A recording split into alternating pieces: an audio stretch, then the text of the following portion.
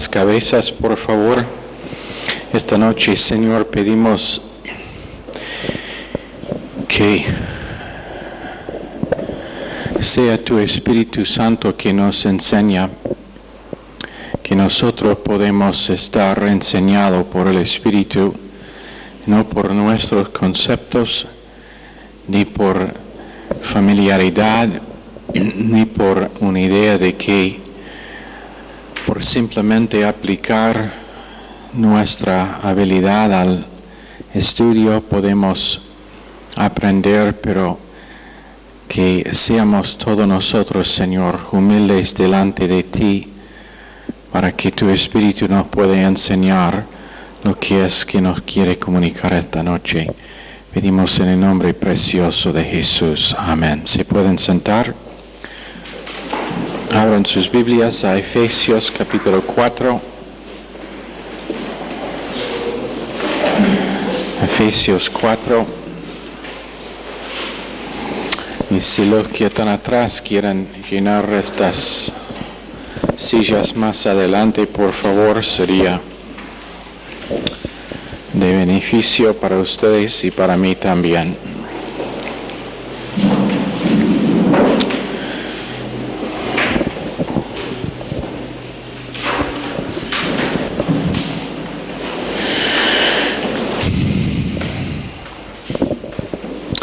Yo pues, preso en el Señor, os ruego que andáis como es digno de la vocación con que fuisteis llamados. Recuerda lo que decíamos, que es prisionero por causa de su mensaje. Es por causa de su mensaje. La preposición en significa por causa de su mensaje y por causa de su identificación con Cristo. Alguien hizo la pregunta una vez que si alguna persona te hizo un denuncio por causa de que es creyente, estaría suficiente evidencia para condenarte. Bueno, Pablo fue preso por causa de su identificación con Cristo. Y nosotros podemos identificar con muchas cosas. Nuestra identidad puede estar derivada de muchas cosas. Pero para Pablo fue Cristo que era su identidad, sirviendo como apóstol. Entonces por eso fue preso en el Señor. Primero en el Señor y después preso por causa de su posición. Su posición le hizo preso. Pero nota lo que dice, que os ruego que andáis como es digno de su vocación. Ahora, ¿quién se acuerda con qué tiene que ver la vocación?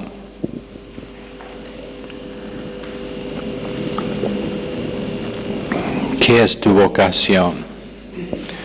La ocupación de Pablo era el hacer carpas, tiendas. Pero ¿qué era su vocación? ¿Nadie se acuerda? Cristo. Su vocación era Cristo, el apostolado, su ministerio, y muchos creyentes se confundan con lo que es su ocupación, con lo que es su vocación. Y lo que dicen es que tal y tal voy a hacer con mi vida, y cuando en realidad lo que deben hacer es dejar que su ocupación hace posible su vocación. La ocupación es lo que hace uno para ganar plata, para que pueda vivir. Pero eso debe ser nada más que una herramienta para capacitar la vocación nuestra. En el caso de Pablo, y tenemos que darse cuenta también que únicamente por un tiempo de 3 años, él usó su ocupación de hacer tiendas para apoyar su habilidad de cumplir su vocación, que era el apostolado, su ministerio y conociendo a Cristo. Menos que eso, lo que pasa es que uno es en una vacación espiritual. Está bien, pueden reírse. Eso es una bromita. ¿Has estado recién de vacación espiritual? Sí. No tenés que estar tan transparente. Pero ¿cuántas veces creyentes lo tienen confundido? Piensan que su vocación existe para mejorar su ocupación. Quieren tener una carrera y la carrera es delante de su vocación. Quieren ser un ingeniero, un médico, un abogado. No sé por qué cualquier que es creyente real y salvo quiere ser un abogado. ¿Sabe cuándo decir que el abogado está mintiendo? ¿Cuándo? Cuando se mueve la boca. ¿Ya? ¿Cómo?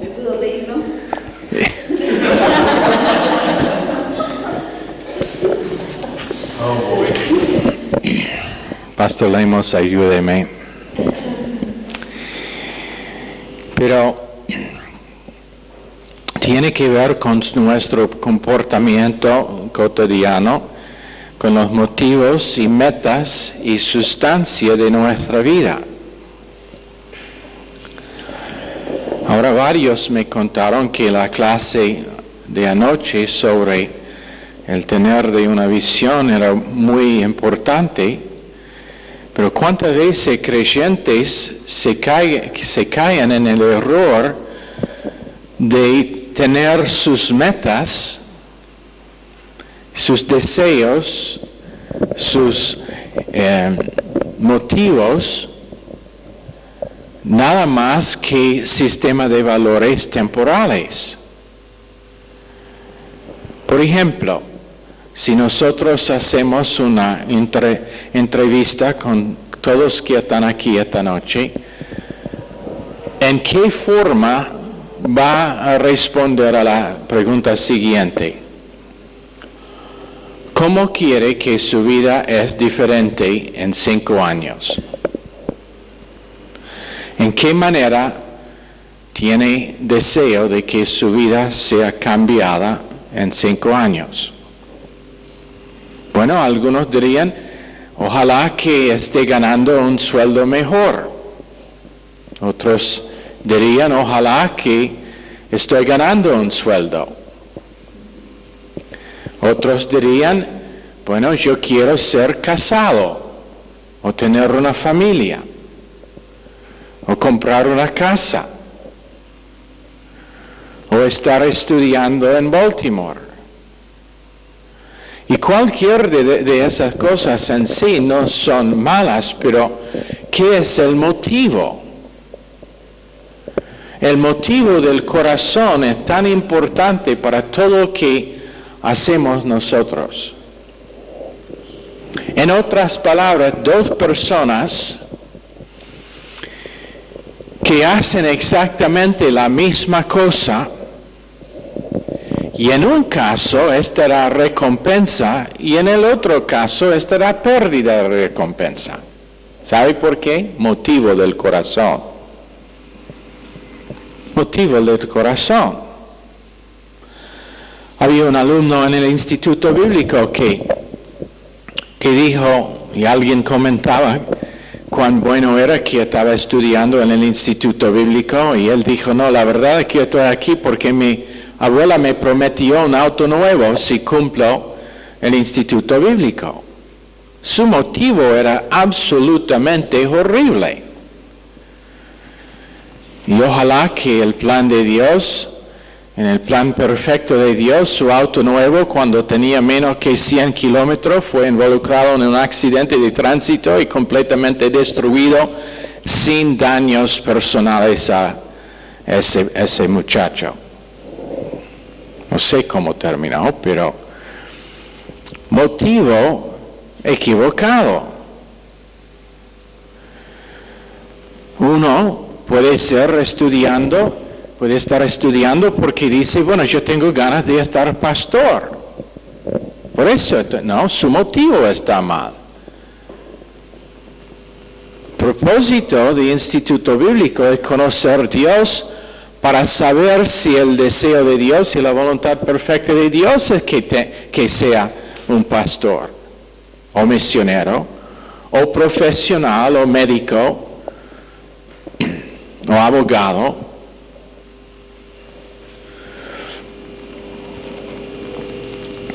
Pero motivo de corazón es todo cuando viene al plan de Dios.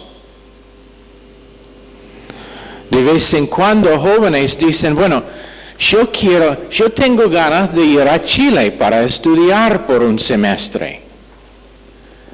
Y no digo que es así en el caso de cualquier que posiblemente puede estar pensando así, pero en algunos casos sería el motivo es, yo quiero escapar de la vida cotidiana mía y yo pienso que estaría más fácil allá. No me gusta cómo está en mi casa, entonces quiero ir allá. O no me gusta mi trabajo y la rutina de mi vida de día en día, entonces pienso que estará más interesante, más emocionante allá. Motivo está mal.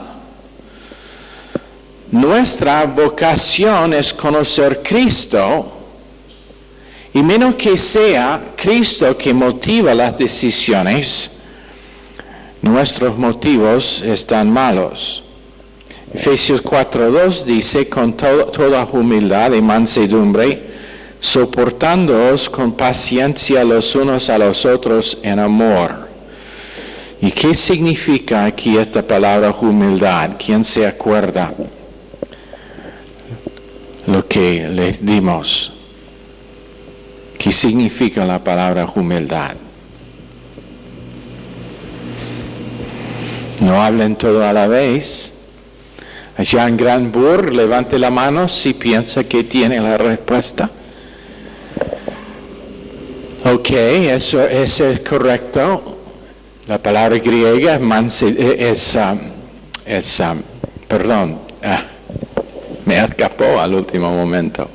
No es hupomone, pero es macrotomía, gracias. Eso es correcto. Pero ¿qué significa macrotomía? Vamos. Ok, está bien.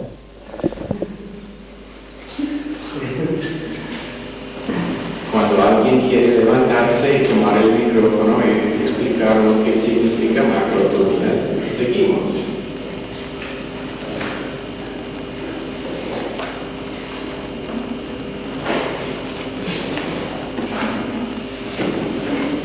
Esta es una clase muy interesante para ellos allá en Hamburgo. Microstomía era paciencia hacia personas. ¡Qué coraje! Lo puede dar un aplauso.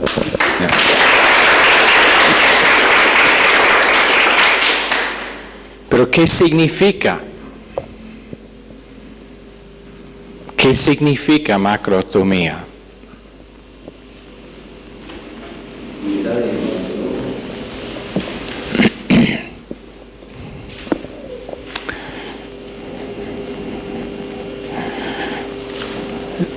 Diga otra vez. Ya, pero no. Y la verdad es que no tenemos la palabra equivocada, no es macrotomía, es tapainofrosune. ¿Por qué nadie me corrigió? Cobardes. Tapainofrosune, ¿qué significa tapainofrosune? Pensando, ¿cómo?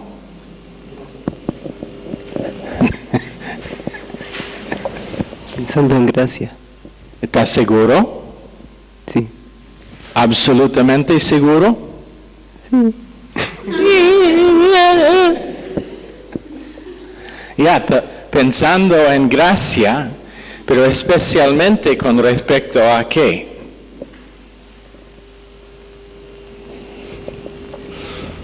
Para con nosotros. Acerca de nosotros mismos, hacia sí mismo. Pensando con gracia hacia sí mismo.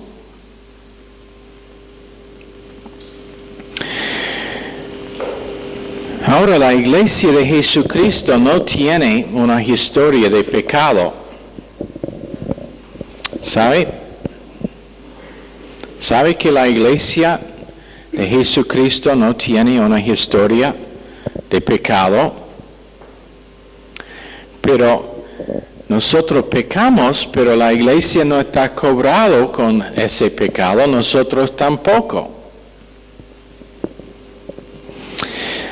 Y eso es el por qué es necesario pensar en gracia hacia nosotros mismos.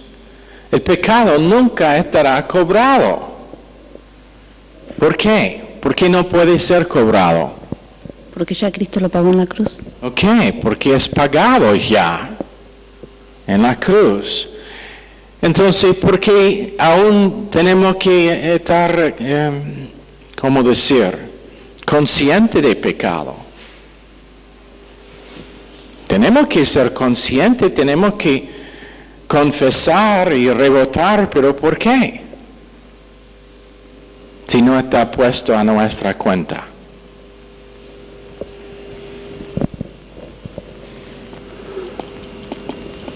¿Qué es el asunto?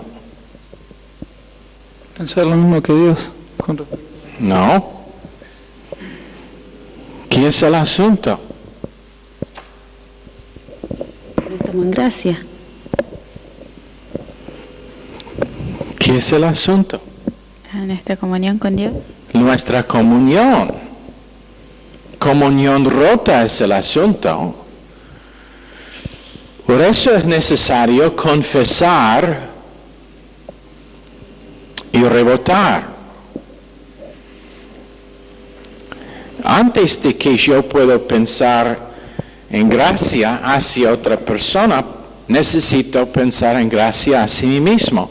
¿Sabe que mucha gente no aman a otros porque no pueden amar a sí mismo? No pueden expresar amor incondicional a otras personas porque realmente no aman a sí mismo. No pueden expresar y manifestar gracia a otros porque simplemente no pueden aprovecharse la gracia de Dios para sí mismo.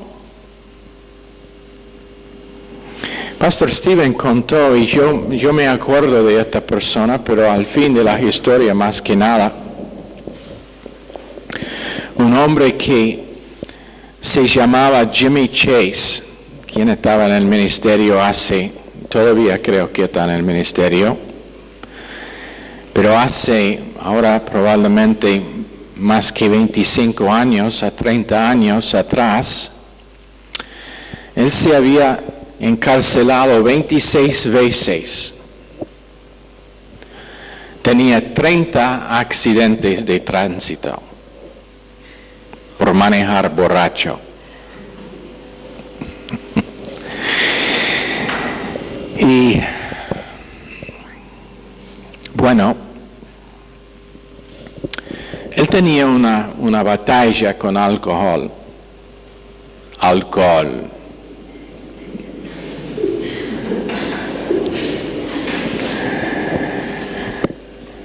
Pobrecitos, la palabra tiene tres sílabes y solamente son 2 que están pronunciados. Y por eso que el mundo latino tiene tantos problemas. Es su idioma. Bueno, Jimmy Chase iría 2 meses, 3 meses y estaría bien, congregándose constantemente. Y después, un fin de semana, iría a un bar y estaría absolutamente inconsciente por tomar. Y iría a la casa de Pastor Stevens, él tenía un patio. Iría a la casa, llegando en la madrugada, y dormiría ya en un sofá que tenía en su patio. Cuando se levantó Pastor a la mañana, ahí estaría Jimmy, inconsciente en su patio. Y Pastor abriría la puerta y Jimmy empezaría a decir: cuánto odio esto, yo no quiero seguir haciendo esto.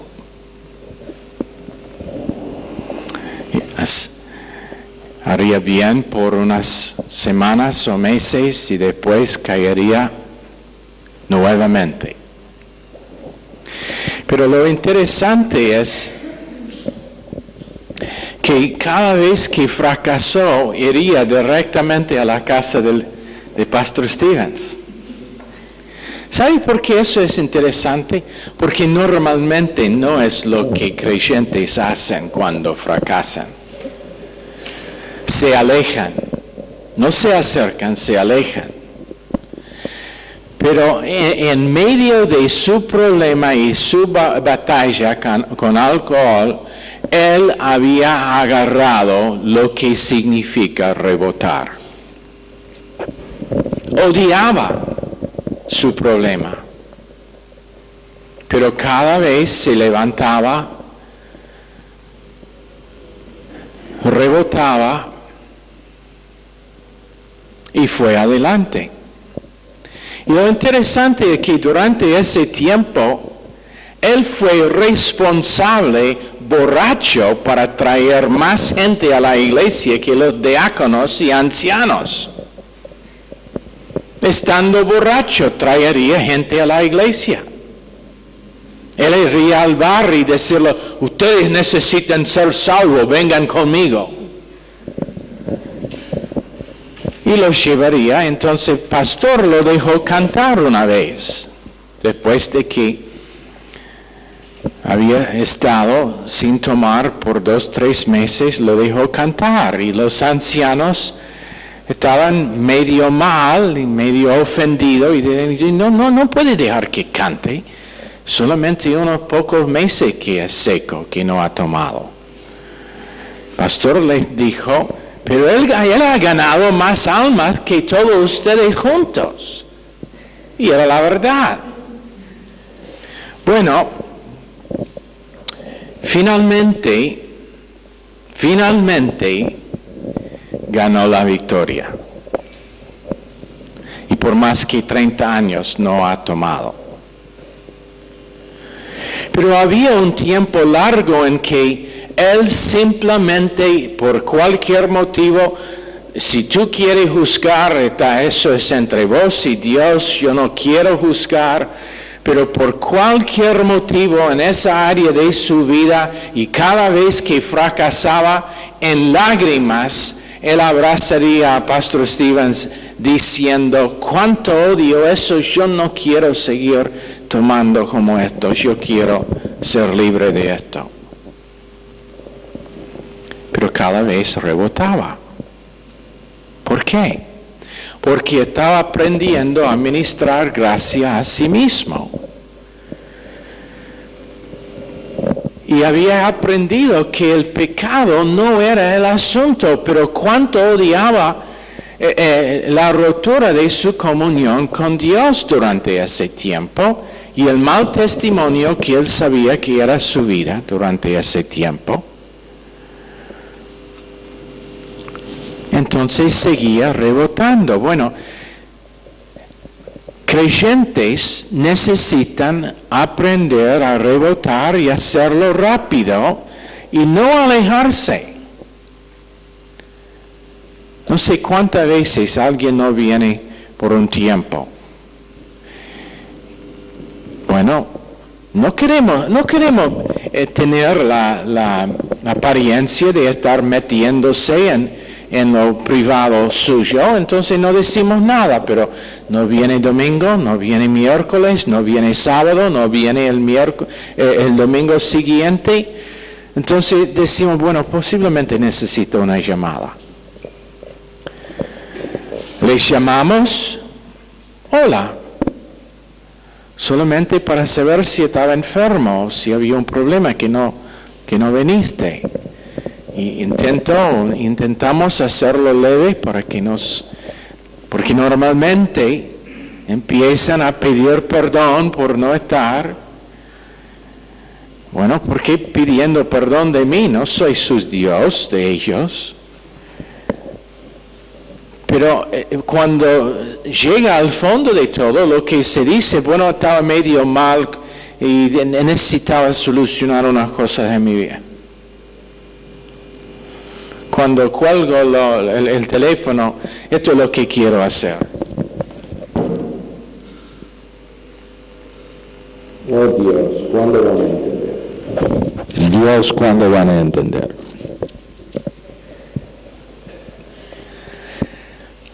¿Por qué? Porque hacen la cosa contraria a lo que debe hacer. Y no han aprendido a ministrar gracia a sí mismo, ni rebotar. Puede ser que fracasaron. Yo no quiero saber.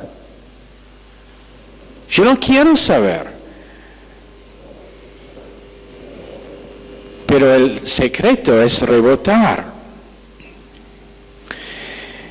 Abraham, padre de multitudes, después, o primero, llegó a ser, primero era padre y después padre de multitudes, pero la cosa única con Abraham es que él aprendió a rebotar.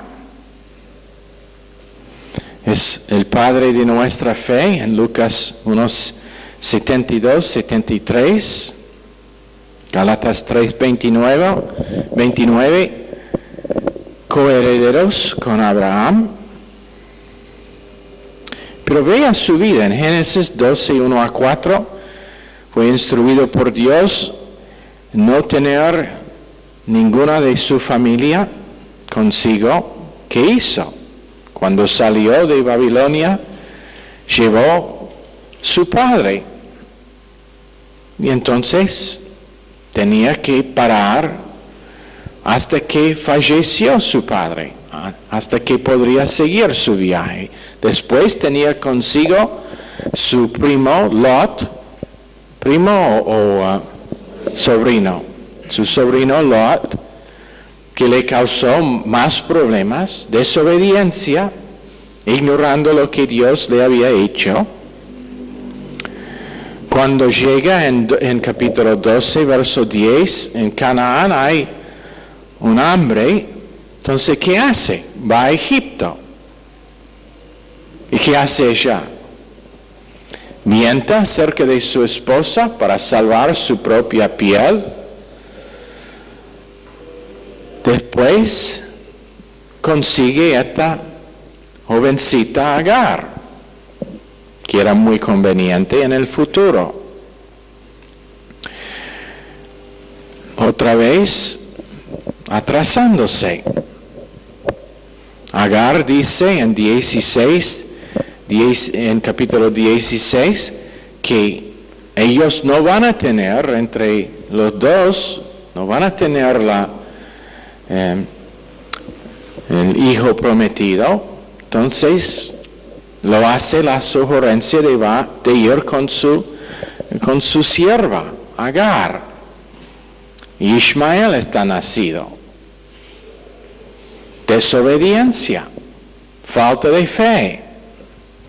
Cuando Dios viene y repite que va a tener el hijo prometido, Abraham se ríe en su cara y dice que vive delante de Dios Ismael. Otro caso de desobediencia, otro pecado. Otra vez en Génesis capítulo 20, mienta a otro Abimelech. Pero anote esto, Abraham nunca guió a los israelitas de Egipto como Moisés hizo.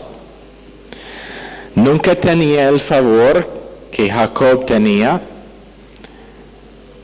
sobre los 12 tribus. Pero Abraham es padre de nuestra fe. Abraham nunca plantó iglesias como Pablo hizo. Nunca predicaba el evangelio como Juan el Bautista, evangelio de arrepentimiento. Abraham nunca salvó a una nación como Gedeón. Nunca construyó un arca como Noé.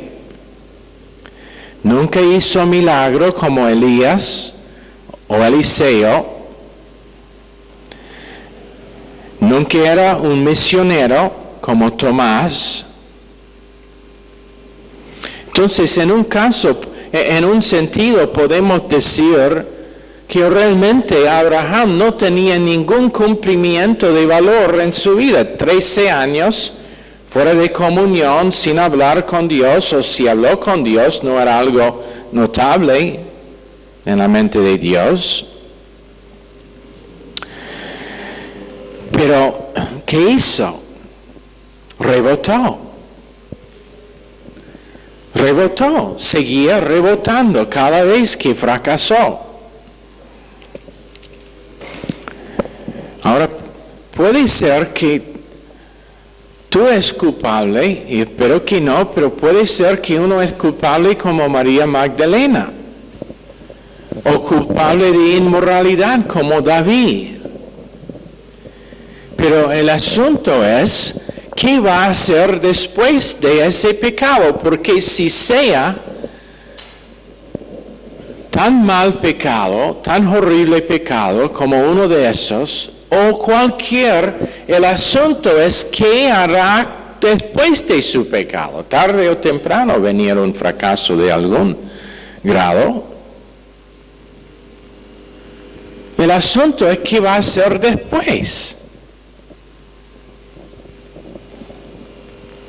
Vivir en condenación. Puede ser que es uno que es engañador como Jacob, o uno que fue fuera del plan de Dios como Isaac. Puede ser que niega al Señor como hicieron todos los discípulos, abandonándolo. Puede ser que maldice al Señor como hizo Pedro. Pero el asunto es ¿qué después? El asunto es ¿qué hacer después?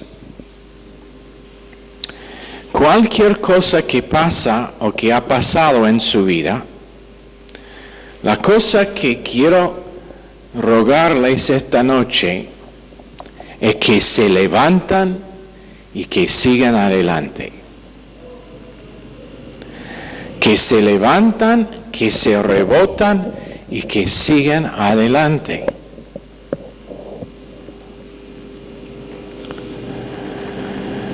Cuando un matrimonio tiene problemas, ¿sabe? Puede ser que ambos en ese matrimonio tienen razón con respecto a sus quejas. Pero ¿sabe qué más? el pasado no se va a cambiar. No puede estar cambiado. La cosa que yo hice mal ayer simplemente no se puede cambiar. Es un hecho, pero ese es el secreto, está hecho. Y por estar hecho, puede estar también olvidado. Oh, pero quiero aprender. Y tuvimos mi secretaria y yo hablando de alguien que conocemos que dijo esto. Bueno, pero debemos aprender de nuestros errores. Sí, y después olvidarlos. Después olvidarlos, recibir gracia, rebotar, levantarse y ir adelante. Bueno, pero yo nunca quiero olvidar mi error porque no quiero cometer el mismo. Si realmente aprendiste de su error, no va a cometer el mismo.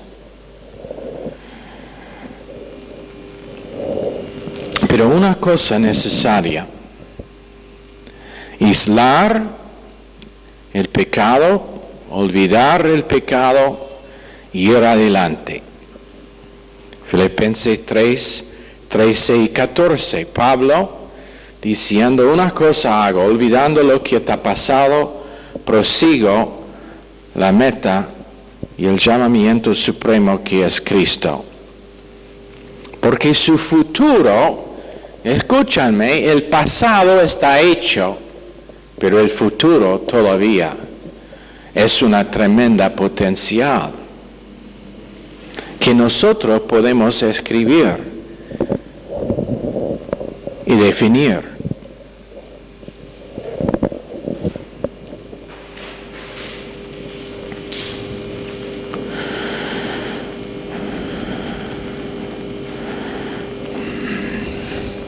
Confía en Dios para que Él te mantiene firme en Judas, verso 24.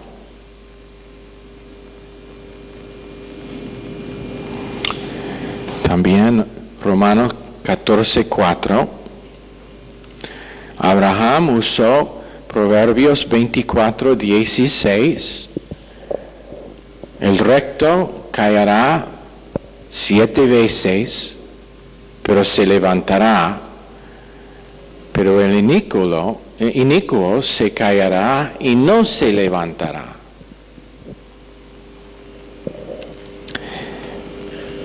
Pero la cosa única que Dios hace con nosotros es enseñarnos a dar gracia a nosotros mismos. ¿Y cómo vamos a aprender esa lección sin fracasar? En realidad, no estoy dando una excusa para pecar. Todos aquí, ninguno aquí necesita excusa para pecar. Lo hacen liberalmente. Pero en realidad, ¿cómo es que Dios nos enseñará a dar gracias a nosotros mismos menos que fracasamos?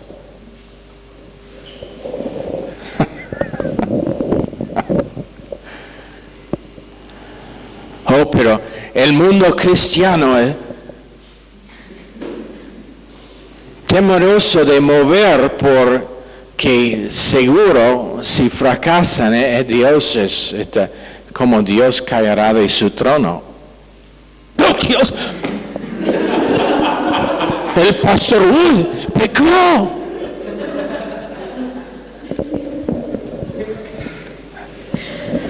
Él no puede ser Dios mío. ¿Qué tiene que ser Dios cuando está asustado así? ¿O mí mismo?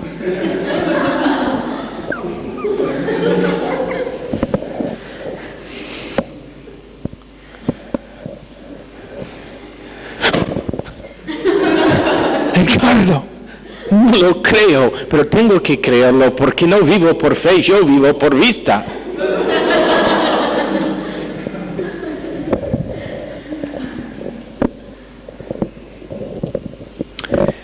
Cuando en realidad Dios, y yo pienso que Dios tiene un tremendo sentido de humor con nosotros.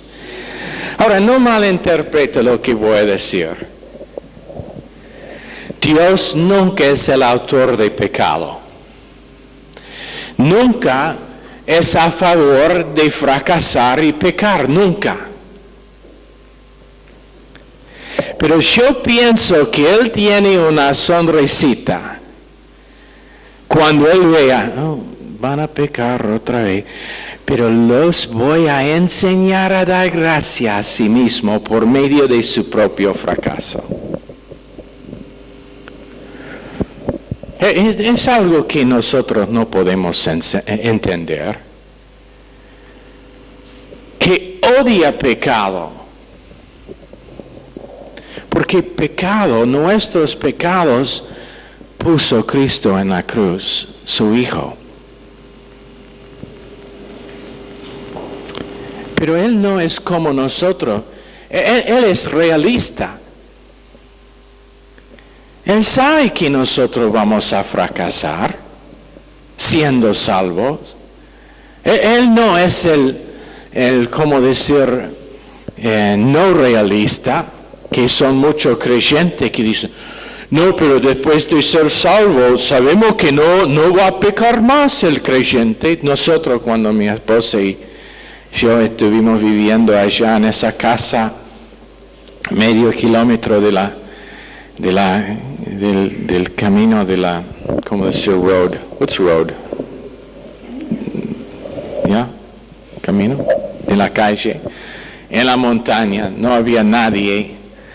Habían días enteros cuando el único que pasó la casa eran ellos que vivían más distante y habían 2 o 3 nada más. Pero empezábamos a buscar una iglesia. Entonces visitábamos a una iglesia, y todos allá, y nosotros aquí soy yo, ¿cómo decir coveralls? ¿Cómo? ¿Jardinero? Fui en mi jardinero. Mi pelo estaba, bueno, como lo de ella. Posiblemente un poquito más largo. Barba. Mi esposa, ella estaba vestida como hippie.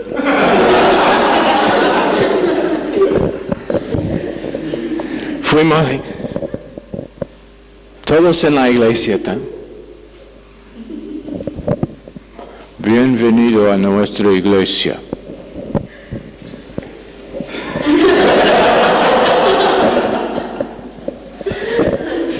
Bueno, el pastor vino a visitarnos y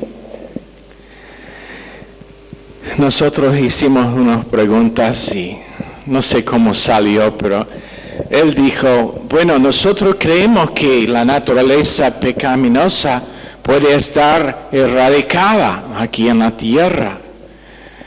Mi esposa y yo nos miramos y decimos, bueno, esta no es la iglesia para nosotros porque sabemos que la nuestra es lejos de estar erradicada.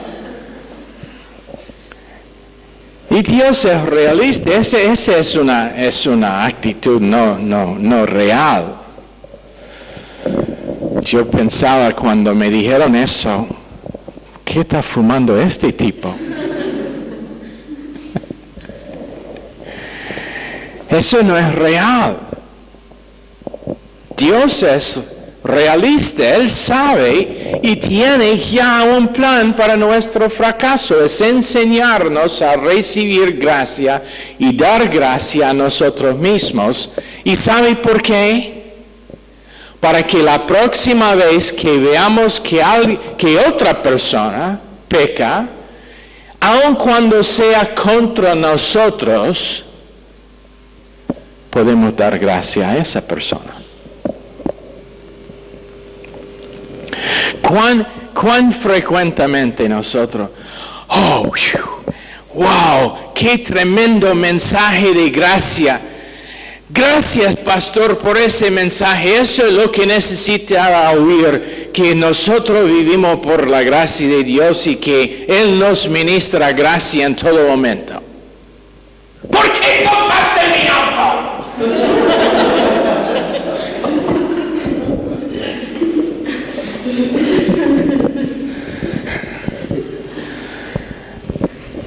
¿Dónde está mi camisa limpia?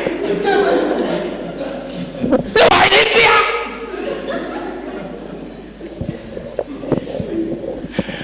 O el chiste favorito nuestro es con los calcetines. ¿Cómo? How do you say inside out? Al revés. Yeah.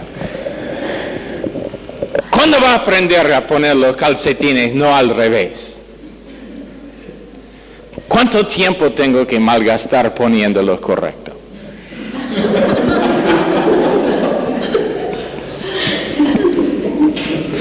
Creo que ella lo hace a propósito para molestarme. Pero es para que podamos aprender a dar gracia a otro. ¿Y sabe algo? Donde hay falta de dar y ministrar gracia a otras personas, ¿sabe lo que evidencia? Evidencia de que esa persona no ha recibido o no ha aprendido a dar gracia a sí mismo. Usamos el mismo estándar con otros que usamos con nosotros mismos.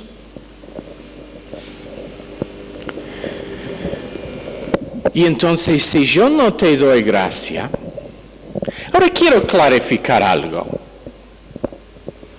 Gracia no significa que siempre va a poder hacer lo que tú quieres. Tenemos estándares.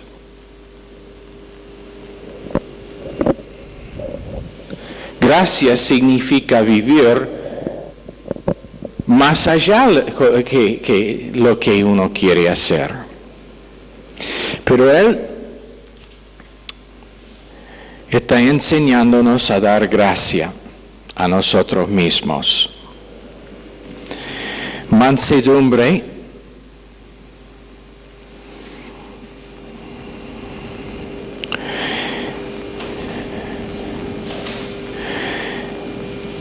soportándoos con paciencia los unos a los otros en amor. Y allá es donde vamos a terminar por esta noche.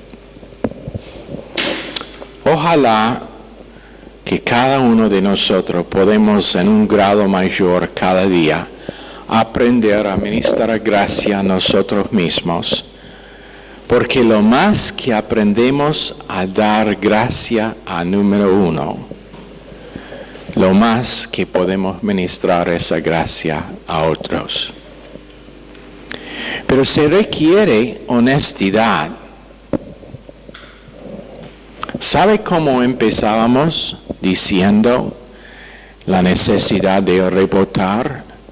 Rebotar primero significa admitir que ha sido un pecado real.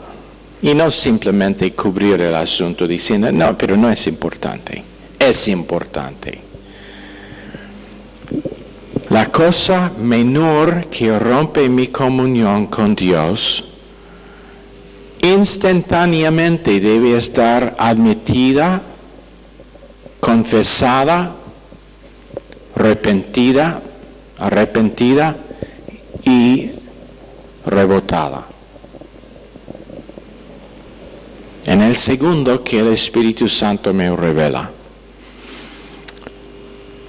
Y de esa forma puedo aprender a ministrar gracia a mí mismo. Señor, por favor, bendice esta clase a cada uno en el nombre precioso de Jesús. Amén. Están despedidos.